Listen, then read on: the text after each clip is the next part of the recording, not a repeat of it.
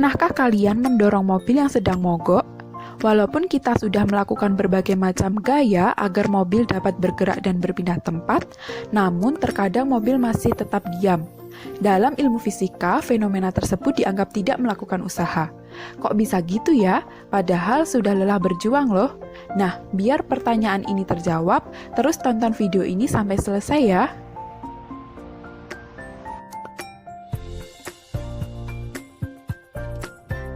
Di video kali ini kita akan membahas mengenai usaha dan energi. Kita mulai dari usaha ya. Tahukah kalian apa itu usaha? Dalam ilmu fisika, usaha diartikan sebagai gaya yang menyebabkan perpindahan pada suatu benda. Nah, itulah yang menyebabkan kita disebut tidak melakukan usaha pada kejadian di awal video ini, karena mobil tidak berpindah. Jadi, sebesar apapun gaya yang kita berikan, jika tidak ada perpindahan sama saja tidak melakukan usaha, atau usahanya sama dengan nol. Selanjutnya, kita akan membahas cara menentukan besar usaha pada beberapa kasus. Yang pertama, kita akan menentukan usaha jika gaya yang bekerja searah dengan perpindahan. Misalnya, saat kita mendorong troli di minimarket, gaya yang dilakukan oleh tangan kita sejajar dan searah dengan perpindahan troli. Untuk peristiwa ini, usaha atau W sama dengan F kali S, dengan W adalah usaha, satuannya Joule, F adalah gaya yang bekerja pada benda dengan satuan Newton, dan S perpindahan yang dialami benda dengan satuan meter. Kasus kedua, jika gaya yang bekerja membentuk sudut dengan arah perpindahan. Contohnya, saat kita memindahkan tumpukan buku dengan bak mobil-mobilan yang ada di lantai, gaya yang dilakukan tangan kita saat menarik bak mobil-mobilan akan membentuk sudut terhadap lantai. Maka, usaha atau W sama dengan F cos alpha kali S, dengan alpha adalah sudut antara arah gaya dan arah perpindahan. Berikutnya, arah gaya yang bekerja tegak lurus dengan perpindahan. Misalnya, seorang porter mengangkat barang dari lantai dan memindahkannya ke suatu tempat secara horizontal, maka gaya yang dilakukan akan tegak lurus dengan arah perpindahan. Pada kasus ini, besar usaha atau W sama dengan F cos alpha kali S, karena antara gaya dan arah perpindahan membentuk sudut 90 derajat, dan cos 90 derajat itu 0, maka W sama dengan 0. Lalu, bagaimana jika arah gaya yang bekerja berlawanan dengan arah perpindahan? Contohnya saat kita menggunakan treadmill, gaya yang dilakukan telapak kaki kita bergesekan dengan lintasan treadmill.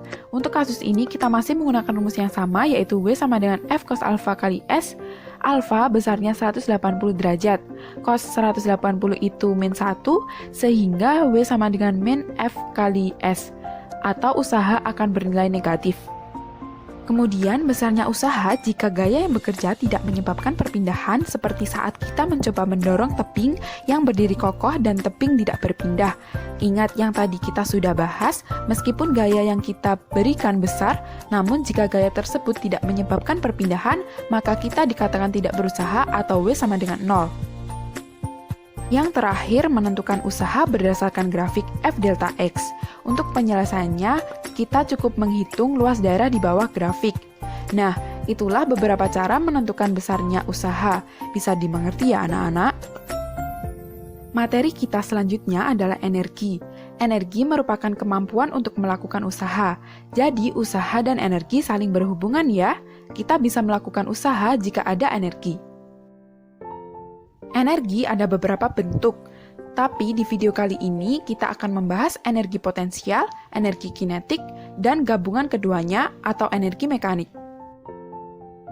Energi potensial adalah energi yang timbul karena kedudukan atau posisi benda terhadap titik acuan. Misalnya, posisi pengendara sepeda saat menanjak bukit atau kedudukan buah kelapa di pohonnya. Energi potensial terbagi menjadi dua. Yang pertama, energi potensial gravitasi, yaitu energi potensial yang timbul karena adanya gaya gravitasi. Energi potensial gravitasi dituliskan dalam persamaan EP sama dengan M kali G kali H. Yang kedua adalah energi potensial pegas. Energi potensial pegas adalah energi potensial yang tersimpan akibat perubahan bentuk pegas, baik karena ditarik ataupun didorong. Energi potensial pegas dihitung dengan rumus EP sama dengan setengah K kali delta X kuadrat. Selanjutnya, energi kinetik atau energi yang dimiliki suatu benda karena gerakannya semakin cepat. Jika benda bergerak, maka semakin besar energi kinetik yang dimiliki benda, dan sebaliknya. Energi kinetik dihitung dengan rumus EK sama dengan setengah mv kuadrat. EK adalah energi kinetik, satuannya Joule, M adalah massa dengan satuan kilo, dan V adalah kecepatan, satuannya meter per sekon. Yang ketiga adalah energi mekanik. Energi mekanik adalah energi yang dimiliki benda karena sifat geraknya. Energi mekanik adalah energi kinetik ditambah energi potensial, sama dengan setengah mv kuadrat plus m kali g kali h. Jadi, sekarang sudah tahu ya apa itu usaha dan energi dalam fisika? Nah, sekarang mari kita bahas hubungan usaha dan energi. Yang pertama, hubungan usaha dengan energi kinetik. Usaha sama dengan perubahan energi kinetik sama dengan delta X sama dengan EK2 dikurang EK1. EK sama dengan setengah mv kuadrat, jadi usahanya sama dengan setengah kali M kali V2 kuadrat dikurangi V1 kuadrat. Yang kedua, hubungan usaha dan energi potensial. Usaha sama dengan perubahan energi potensial sama dengan delta EP sama dengan EPA dikurang EPB. WAB sama dengan M kali G kali HA dikurang M kali G kali HB. WAB sama dengan M kali G kali HA dikurang HB. Dengan WAB adalah usaha yang dibutuhkan untuk memindahkan benda dari A ke B. Yang terakhir kita bahas tentang hukum kekekalan energi mekanik. Jika tidak ada gaya luar yang bekerja pada sistem, jumlah energi potensial dan energi kinetik pada setiap titik adalah konstan. EM1 sama dengan EM2. Kita perlu ingat, jika benda dilepas tanpa kecepatan awal, artinya V0 sama dengan 0, jika benda mencapai titik tertinggi, VT sama dengan 0, dan jika benda jatuh di permukaan tanah, H sama dengan 0.